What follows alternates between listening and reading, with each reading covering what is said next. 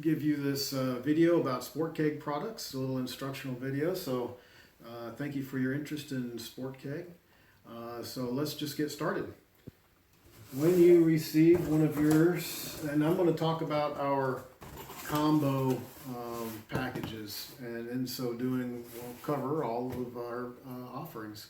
So you'll get a box like this, and in the top of the box will be another one just like this one, and in that there'll be a box of 16 gram cartridges. Can you see that pretty good?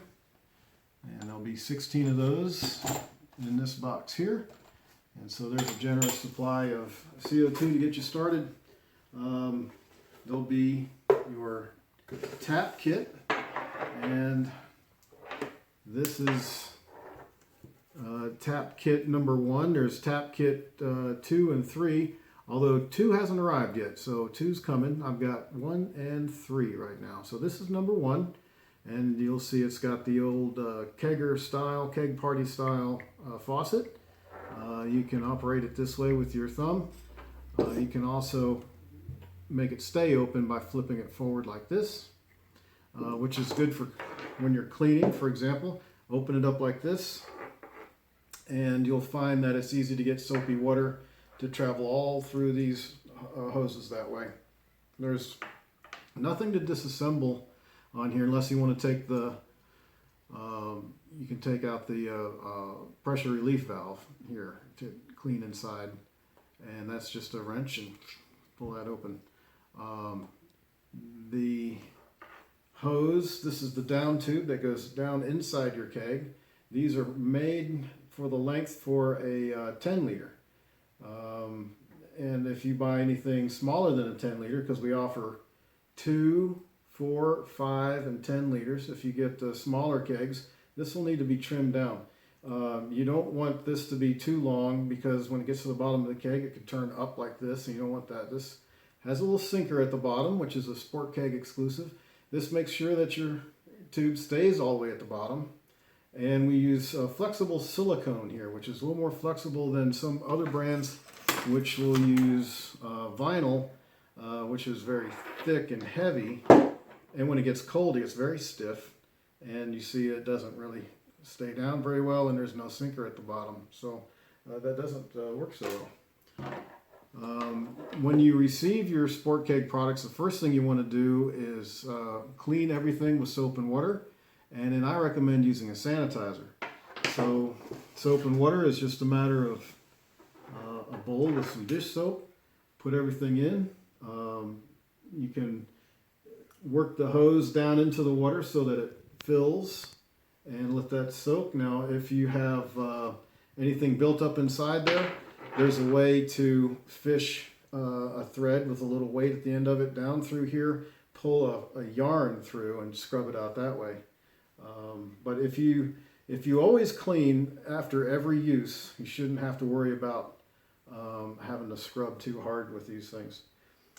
So then after the soap and water, it goes right into a sanitizer, and it soaks for at least 2 minutes in sanitizer. I like to use Star San. This product, if you mix it correctly according to the instructions at the end, you don't have to rinse it out before you use it. It's actually safe to not have to rinse. As a matter of fact, they say on the back here, don't rinse it out. So it stays in there and keeps doing its sanitizing job the whole time. And you can just fill your keg with beer right there. They say don't fear the foam. It makes a little bit of foam, and you don't have to fear it. Now, here's your keg. It comes inside. This is our 2 liter keg. It'll come inside a cooler. And in the cooler, there is ice pack. And these ice packs, you can freeze them. You can refrigerate them if you don't need them frozen. Or you can freeze them if you want to extend that period of cold time. The thing about it is, when you freeze them, you can lay them flat in your freezer. It's best not to lay them on a uneven surface, or even a wire rack. I recommend using maybe just a little bit of cardboard underneath it, just so it has a really flat surface. Now you can roll it up or you can fold it up, but you don't want it to tilt. You don't want it tilted this way or that way, because if it tilts like this, you'll see that before it has a chance to freeze, all of the coolant will run down to the bottom and it'll freeze, and it'll be real thick on this side and real thin on this side, and the thickness may make it difficult to squeeze all inside your cooler. So you'll want it like this. It can be laid out completely flat, which is best, and when you get it out of the freezer, it'll be flexible in all these joints. That works well. And again, or you can roll it up or fold it up, that's fine, as long as it's not tilted one way or the other. Then a cooler. A couple of features about the cooler: 2 large pockets to keep spare CO2 cartridges. You can also put your tap kit and regulators in here, so everything's with you when you go. See it's thickly insulated. Also, the outer cover comes off. Got one big long zipper that goes all the way around, and it comes off.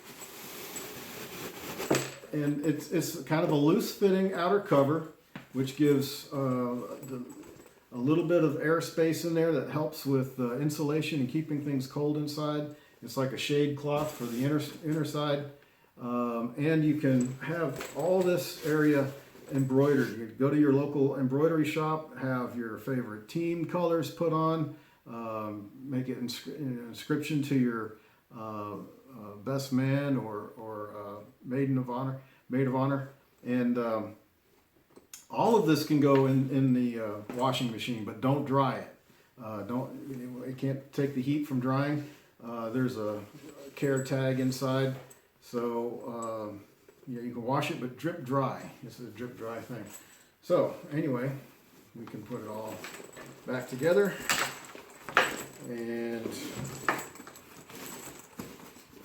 just goes together like that. Then just re-zip it back up again.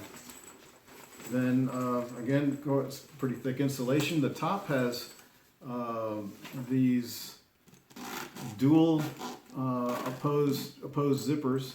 And that's so that when your keg is in and you have your tap assembly screwed to the top of it, the tap can extend out through the top, and you can pour your beer and keep this zipped up tight to it to keep the cold inside there in the cold environment. A little more about the keg itself. It's all stainless steel. It's got a very tight fitting and high quality cap, which has our name on top, and there's a requirement. If you're going to have this filled up at like a microbrewery, then it has to have this government warning on it, and without it, they're not supposed to fill it, and you're not supposed to be able to take it out with you. Now, the government warning, you'll notice we have that laser engraved on here, as opposed to a sticker, which eventually would come off, or screen printing, which flakes off at some point, and once it becomes illegible, then they can't fill your keg for you anymore. So all our kegs are laser engraved with that, so it'll last forever. Oh, so when you're done with your Star Sand, which you can save, it lasts for a long time. Once you're done cleaning up all your smaller parts, you can just pour that right inside here, and just let it sit for at least 2 minutes. Pour out the rest of it and take it straight in. Even if it still has some bubbles inside it from the sanitizer, take it straight in and get filled. When you fill it, you may be taking your cooler with you with some ice packs. That way, when you get home, it's still nice and cold. Actually, it gets a little bit colder once you put it in with the ice packs. So that is, oh well, let me talk a little bit about how these parts come apart for cleaning. This guy, all you got to do is unscrew its top, and you can see all inside there. It's not very complicated. There's just these two pieces. You don't have to take all this apart. Clean all that up as needed, and you screw it back together, and the handle swivels around to any position you want it to be in, and that's pretty much that. So what else comes in here? A set of instructions, a little companion, a quick start guide. There is a little warning. This says that the ice packs might resemble a ice treat, the blueberry flavored ones. So be sure and tell your kids, because they can't read this, be sure and tell them that this is not an ice treat, and to don't eat it. It'll be yucky. So inside here is CMC. Is called the material is called CMC. It's food safe. Actually used in ice cream often. It makes your ice cream colder. So, but be sure and educate the kids about. Don't take a pair of scissors to that. That's not good. Let's see what else here. We have the regulator. Regulator's got a gauge on it, so you can dial in the pressure you like. Most beers are good to be at around 10 to 12 psi, and some beers require more pressure. I recommend our kit 3 for the higher pressure beers. We'll get to that in a little bit. It'll also come with this adapter. The adapter screws in here. And this will be the tricky thing if you try to go this way with it and screw the small end in, you'll notice that you won't be able to tighten that up. So what you want to do is start it on this side first. Put the big side in, and when the big side goes in all the way, it will capture this guy so it can't move around. So it's pressed up inside there. Then you put this on. And here we go. Gotta get lined up. And I'm not lining it up. That's it. Now, you notice I've already got the CO2 screwed into the end. I like screwing it in before I put all this together because it does take a little bit of coordination and quick action to get the CO2 in there. So what happens is it'll puncture as soon as you start screwing it in. There's nothing you have to do. Just screw it in. You'll feel it come to a point where it wants to stop. And then you want to take it and go like that real quick. And you'll hear a little hiss. And that'll be it. Now, before you do that, be sure this is off. There's a little diagram on here showing which way is off and which is on. It's a little backwards than you would think. I associate off with being tightened down to the right clockwise, but in the case of our regulators, they're off when they're turned all the way counterclockwise, and the handle is more out. So as you screw them in and turning it on, you'll notice that the knob goes inwards, and we're turning it clockwise, and that's going to open the CO2 to pressurize. It's a little port that it pressurizes the keg with, and that in turn pushes everything out and keeps everything carbonated and keeps oxygen away. You don't want oxygen getting to your beer. Oxygen is a little lighter than CO2, so it works its way up to the top. And if after you've filled your keg and you've got all this on there, you're concerned that there may be a little pocket of oxygen at the top, just give this pressure regulator a couple of tugs, and that will get all of whatever's at the top out, and you won't have to worry about any oxygen being in the system. So that's basically it. It's maintenance free. This one inside here, there's no getting inside it to do any work to it. It doesn't have beer getting in it, so you don't have to clean it.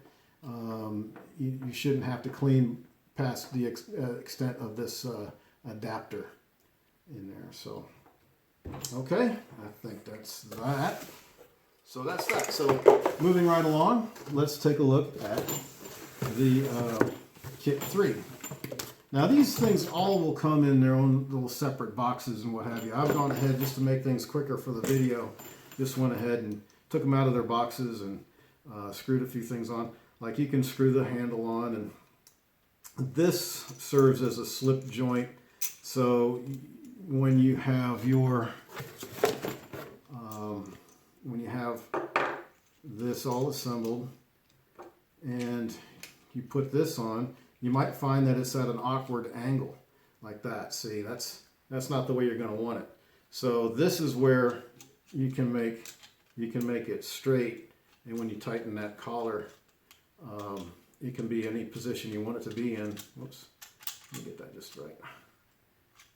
And then when you tighten it, there, it's all in line.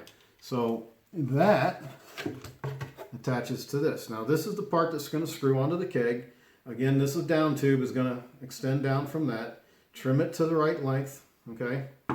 And you know, nothing's going to work if you don't have that down tube in there and put down into the keg. This black fitting, this quick disconnect, is always for the liquid, for the beer, and it always goes in the middle, okay? And so it's just a pull off and put back on again like that, okay? This is always going to be for the gas side, and it's always gray. And these are not interchangeable. You can't stick this on here and vice versa. They don't fit. You might struggle with it, but it won't fit. So you pull back on the collar, extend it down on there, and boom, that's on. So then there's the regulator for the kit 3. This regulator, as you'll see, is a little different than kit 1. This is a dual regulator, so it takes a little less adjusting and fidgeting. It also works in the counterclockwise direction and tightens to, if you want to shut it off, it goes this way. So off is on. So this is going to screw right onto here. Okay, doesn't need an adapter, and it screws on, and it goes on this way, right there like that. And your CO2, which is another box of 16, comes with this one also. It screws right into here. Okay, and again, I like to put this on before it's all on the keg because I need to make a quick action to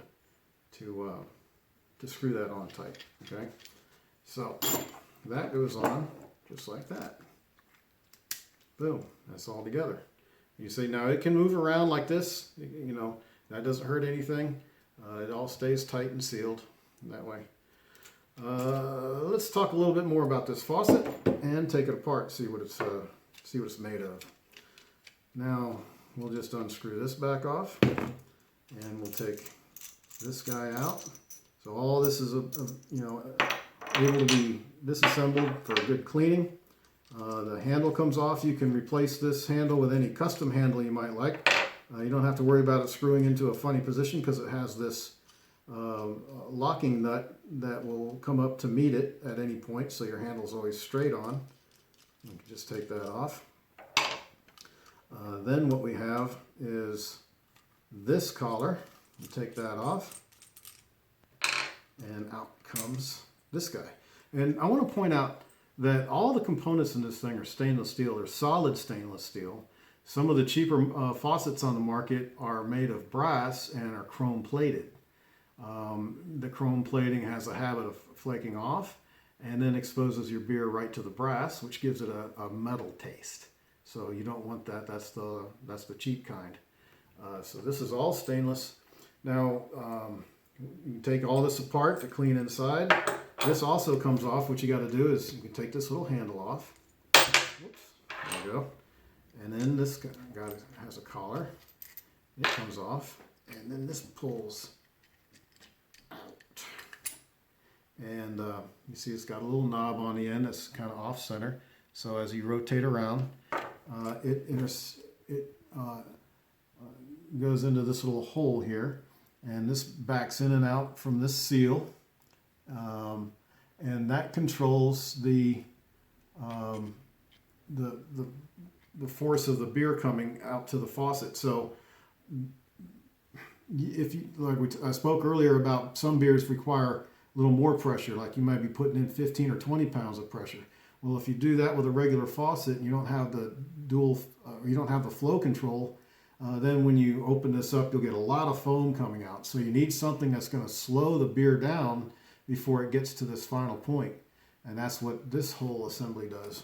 So what we got to do is we got to find that little hole that my little pin goes into. And we're going to put that in. I don't know if you can see that, but you can see the hole there. And then you got to line this pin with that hole. That's about at, say, 11 o'clock in this case. Okay, and we got it in there. Then comes this back on again. And then comes the handle. I love the way this is all so finely machined. So now this is off straight up, which is like a lot of the way to remember it's like a lot of faucets, that when it's up, it kind of represents a block. It's blocked that way. When you turn it this way, it's open. You can also turn it that way, and it's the same thing. It's open that way too. So that's off in the middle, open, open, and that's how that works. Moving right back to where is, oh, okay. So this guy, this is the forward sealing mechanism, which is also one of the better features on the market, is that the seal that stop where your beer stops is right here. It's called a forward seal. And when it's closed, all the beer that's here can drain out. Whereas some rear sealing ones, there'd be beer in there and it could be there for a while until you pour your next drink. And by the time it's been sitting there for a while, it's gotten oxygen to it. Maybe it's even gotten a few bacteria in there. So this just goes back in, push it down in all the way. This piece has a conical side to it and a shoulder side to it. The cone-shaped one goes down because it's shaped like the ball. And we'll put that right on there like that. It only goes one way. It fits down like a little key. There's this little slot, can only go one way. And then this goes back on. Like that. And then it's just a matter of, whoops, put your handle nut back on, and then the handle itself. That's all pretty self-explanatory. This guy goes back on. You can index it however you want so that this is straight up and down the way you like it. And there is that. So this is the down tube. Again, it's cut long for the 10 liters for those who want the really big keg, which I'll show you that right now. And it's huge compared to, take a look at the difference here. There's our 2 liter, and here is the opening.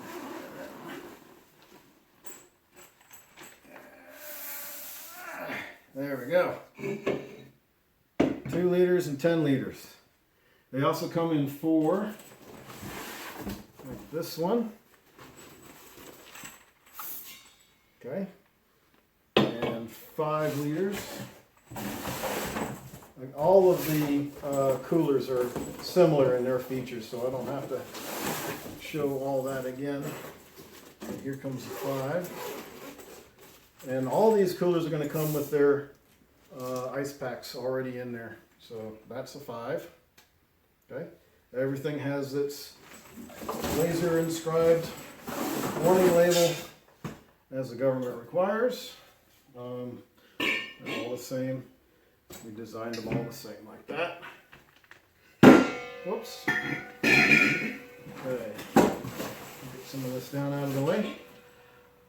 All right, let's see. What have I forgotten? Oh, these guys come apart. Yeah. So, a couple of more things that come apart so you can clean them. This one just going to require a screwdriver. This is the gas side. Gas is gray. Gas is gray always. I'm just going to slot right here. I'm just going to take and open that up. And when I open it, I'm just going to let it all come down like this. Okay, that's everything. There's nothing left inside. You see in there. And this goes for cleaning, and you can clean it very thoroughly that way. Then there's this little stack of items. Pay attention to this guy. This little piece of plastic has a seal on it. You see, there's a little seal there. And there's a short, stubby piece to the top, and the bottom has a long, skinny piece. And the long, skinny piece goes down in the spring, and the spring just sits on this headpiece. And it can all, you can throw it all together into the cleaning and sanitizing solution. There's the seal for the headpiece. It's all right there. So once you got it stacked up like that again, and just put it back. Make sure that you see that little stubby piece come back through the hole in the middle. And this doesn't have to be gorilla tight. Just a little, just 2 fingers is enough. This one is exactly the same.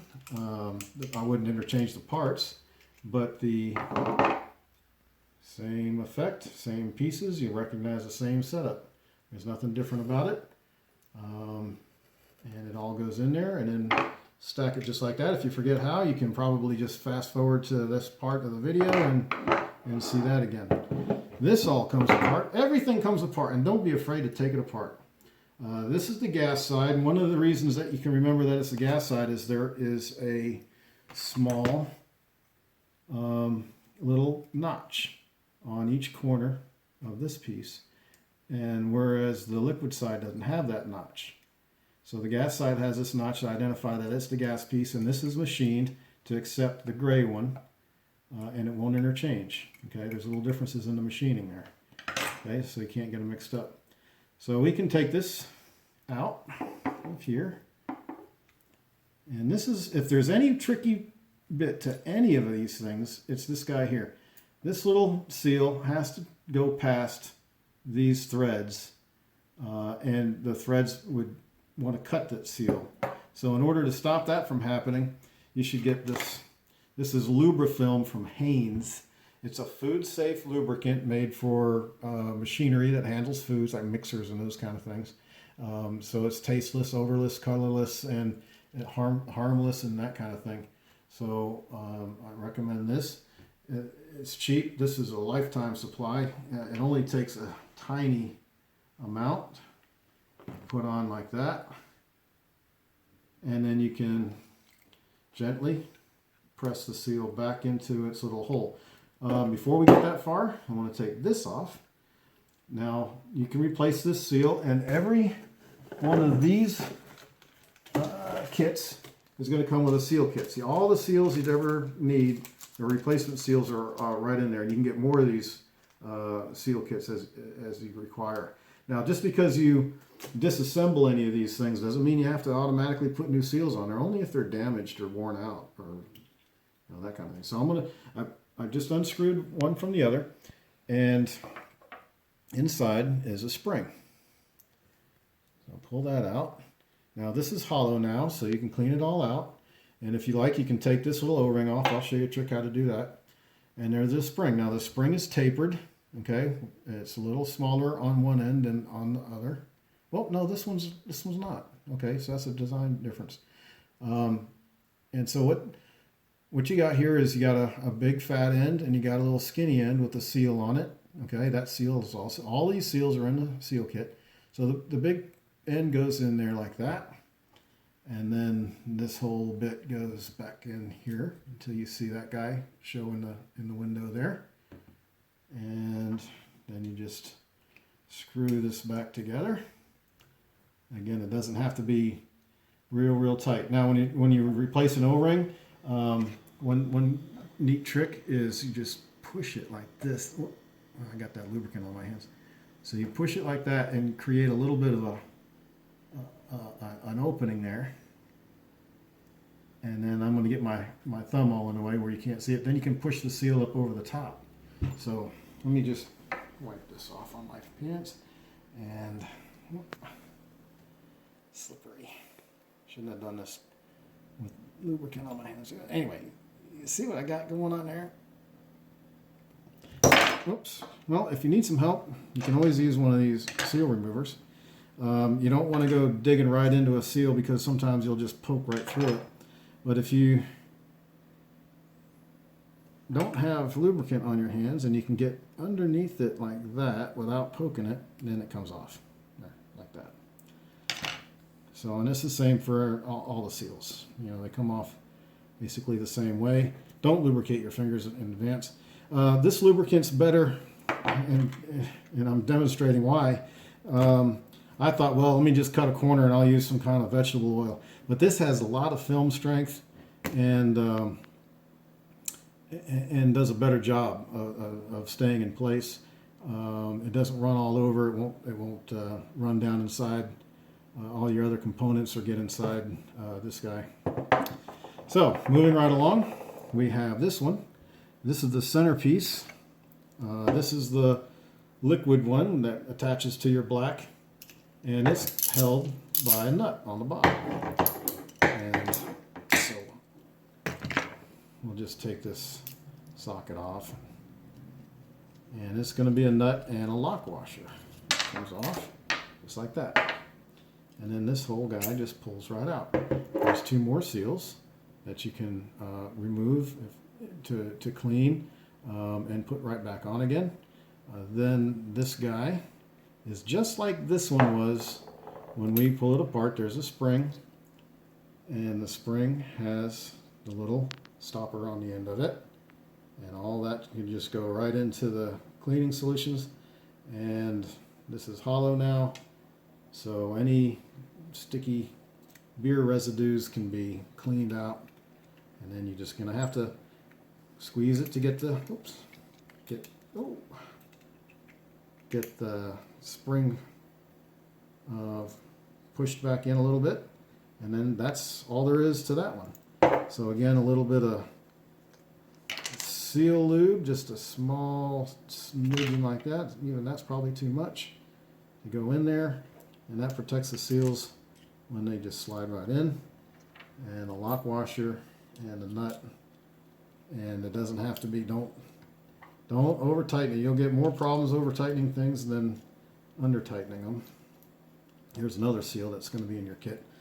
There's 11 seals in this, and they're all in the kit, plus a few others. The little black seal that goes in the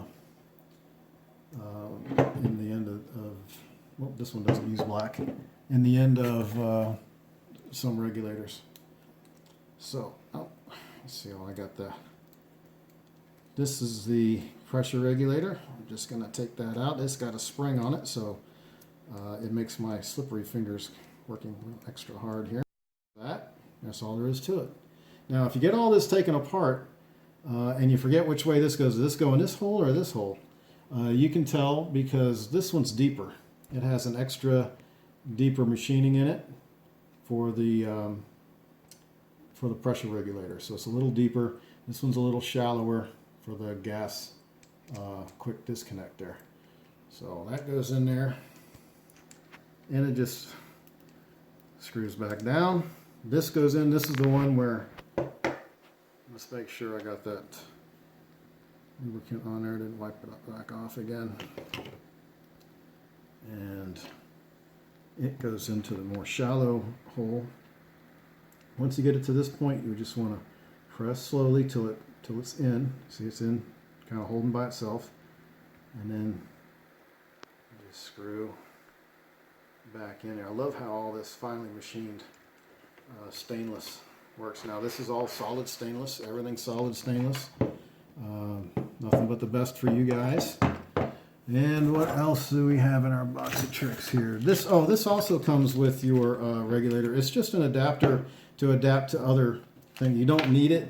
As you can see, this screws right into it, fits right in there anyway. You don't need an adapter for this one. But if you ever use different, you would need it for the other regulator to fit to this system if you wanted to use the other regulator instead. So that's that. Oh, okay. So a little bit about growlers, a little bit about why a sport keg. This is a growler. Many microbreweries, or you might be a home brewer, aren't big enough to have their own canning operations and bottling operations. So if you want to take beer out with you, you can, but you will need, typically this is what they have on hand, and it's a glass growler. Now, I cleaned this out once some ages ago and put it back together and left it wet inside, and this is what I got. And so a little bit of something's growing in there. So what you want to do, a better thing to do, is after you've washed out anything, and then this goes for kegs too. Once you've washed it out, let it dry. Let it go without a lid. So you take the little baggie and you shove the zip tie through, and or twist tie from an old bread bag or something like that, and just twist it on there. That way you don't lose it, and this can air out and won't grow stuff in there. So you see they've got their warning label on the back. Okay, now but this is screen printed on, so it'll flake off and become illegible, and then when that happens they can't fill this anymore. You'll have to find like a replacement sticker for it, which is just another hassle. So again, an advantage for having laser engraving on there. The main thing about this is that obviously it's heavy and it's glass. You can't bring glass to a lot of places, and you don't want to bring glass to a lot of places, like the beach or floating on the river, hiking or camping, anywhere where people are going to be going barefoot or spreading a blanket on the ground and laying down on the ground, or maybe playing like a rough football or something where they're landing on the ground. Broken glass, they'll be susceptible to broken glass. You don't want to bring glass because somebody knocks it off the table, hits a rock, and boom, it goes everywhere. So that's why this stainless steel, and it's a little more compact. These hold the same amount, but because of the wall thickness, it just looks bigger and bulkier. The glass being thicker than the stainless. So yeah, that's that issue. So what else? Well, if there is anything else, I guess I'll have to cover that in another video. Thank you again for your interest, and have a good afternoon. Oh, hi again. I did forget something. I knew I forgot something, but on these growlers, the other downside to them is that once you drink about half of it, you've got to go ahead and drink all the rest of it. Because if you try to store this for over a day, then this whole half of the top part that's empty now is full of oxygen, and your beer's carbon dioxide will escape up into this upper half, where instead of being in your beer still, so it goes flat, and the oxygen in the air here will just oxygenate your beer, which makes it just taste awful. So you'll wind up pouring it out, So anyway, that's not a problem with the sport keg, because you can you can always keep CO2 on it, keep it in the refrigerator for a week, and just, it doesn't hurt the sport keg to lay it down flat on a you can lay it on a shelf in your refrigerator just like that, and you have your tap on the end and the hose and regulator assembled to it. And if you are of the kind that want to we come home and have maybe 1 or 2 pints after work each day, then you can just pour yourself one, and you don't have to make another trip back to the microbrewery until the next week, for example. So just wanted to drop that last one on you. Thanks. Bye.